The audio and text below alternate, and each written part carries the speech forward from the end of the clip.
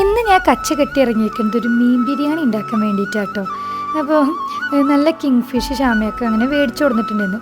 ഇവിടെ പൊതുവേ ഇങ്ങനെ കിങ് ഫിഷൊക്കെ മേടിക്കൽ കുറവാണ്. അപ്പോൾ നല്ല ഓഫറിന് അടിപൊളി മീൻ കിട്ടിയപ്പോൾ നമ്മളെന്താ ബിരിയാണി ഉണ്ടാക്കാൻ തന്നെ വിചാരിച്ച്. ഞാനാണെങ്കിൽ ചെമ്മീൻ ബിരിയാണി അല്ലാണ്ട് ഈ വലിയ മീൻ കൊണ്ടുള്ള ബിരിയാണി ഇതുവരെ ഉണ്ടാക്കിയിട്ടില്ല.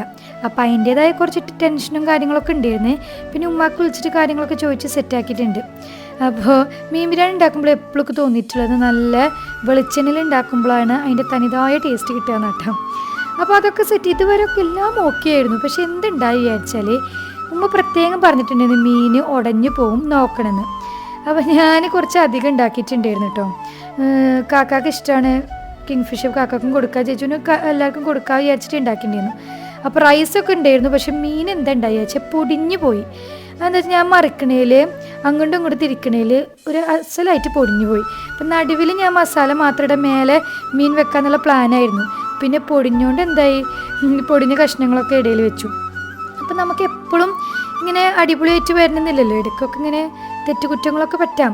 പക്ഷെ കാണാൻ മാത്രം ഫ്ലോപ്പായിട്ടുള്ളൂ കേട്ടോ. പക്ഷെ ടേസ്റ്റ് അടിപൊളിയായിരുന്നു, അതിനൊരു കോംപ്രമൈസ് ഉണ്ടായിരുന്നില്ല.